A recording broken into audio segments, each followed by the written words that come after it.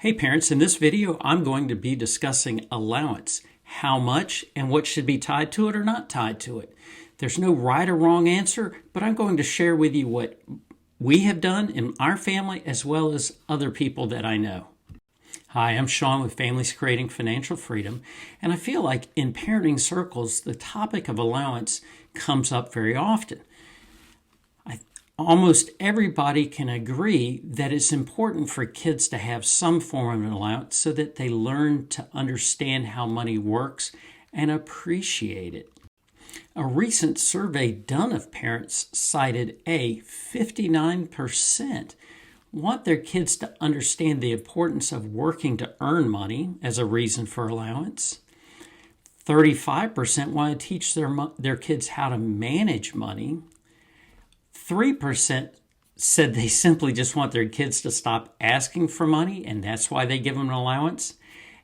2% because their kids' friends receive an allowance, and then 1% was just undisclosed. So you can see those are the reasons most parents pay an allowance. I favor that I want kids to understand the value of earning money and then how to manage money. If you don't do that, then how can you expect them to have those characteristics and appreciations as adults, right? So it's very important. Now, there's generally two acceptable approaches to an allowance. First, allowance is earned based on the completion of a set of chores, paying certain amounts in some households. Some households will say to get your allowance, you have to complete A, B, C, and D every week. Others might say to get your allowance, doing A will pay you this, B will pay you this, C will pay you this. For some, it may be tied to their own spaces, like cleaning their room, cleaning their bathroom. Others, it might be mowing the lawn, taking out the trash, doing the dishes, helping with the other chores around the house. Either way you want to do that, or any combination, I think is appropriate, because if you go to work, you have to do a task. You have to do your job to earn your living. And so an allowance is the same, correct? That's my general thought there. Now, next way that they do it is tiering up. You certainly don't want to give a 5-year-old $20 a week in allowance. What's a 5-year-old going to do with $20? Well, but at the same time, a 15 or 16-year-old that's up to going out with their friends, what would they do with $2 or $3? That's not going to do a whole lot. They're definitely going to be asking for money and looking like the bad kids in the group.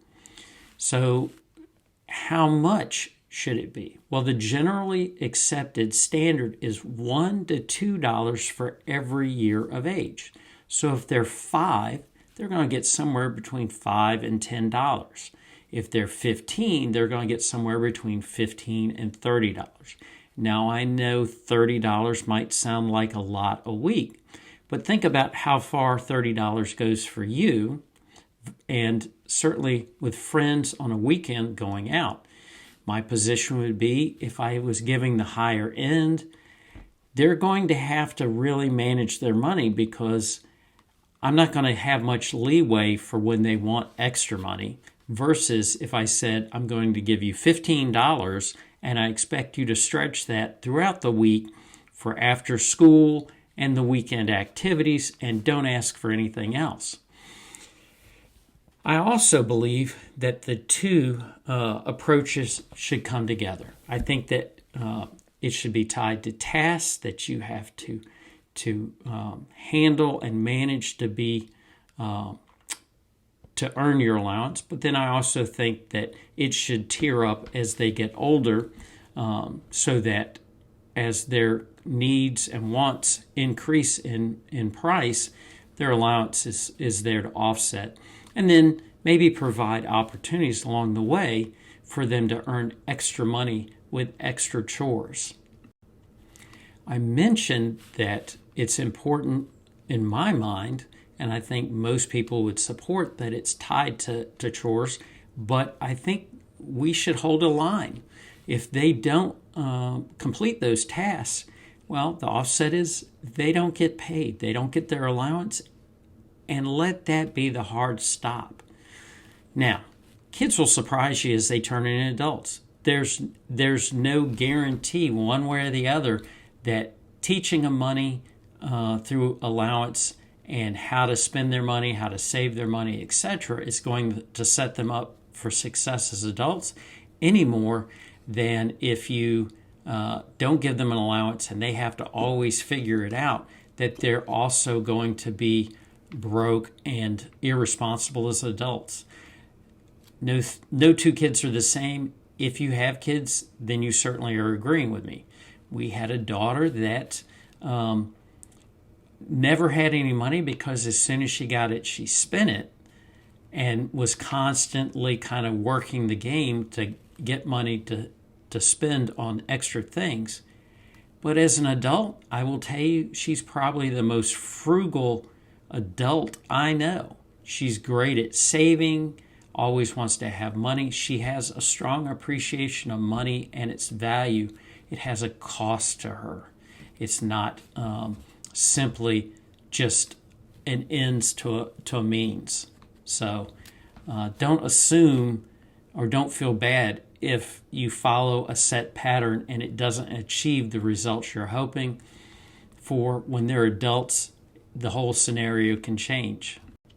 Another question people will ask is, should you enforce patterns on what they do with their allowance? Do you require them to break it down and say, tithe 10%, put 10 or 20% in savings, and then the rest goes to whatever? Well, there's no right or wrong, but I believe in an approach of coaching them versus enforcing strict rules and patterns. Because they're more apt to learn and appreciate when you're coaching and encouraging. And this ties back in. At the end of this, I'm going to link my previous video on how to discuss money with your kids and the overall philosophy that they should be seeing what you're doing, how you're handling the household budget, so they also understand they're managing their budget through their allowance. It ties in and makes sense for them. Connecting this video and the previous, also want to encourage you, hopefully you are keeping a budget, tracking your expenses, and having those discussions. Couple of points. Please, sign up for Rocket Money. I've got my link in the description. It'll give you a discount. It's the absolute best way to manage your budget and make sure you're not spending money on subscriptions you thought you'd canceled. It also gives you a visual for discussion with your kids and your household. The next thing is, if you're feeling underwater, if you haven't done any of these things, I've mentioned this before, going to be rolling out my budgeting course. It is Financial Freedom in 2023. You want to follow the link, go over and get set up to sign up. It's going to start January 1. Let's make 2023 better than 2022 even. Until the next time, take care.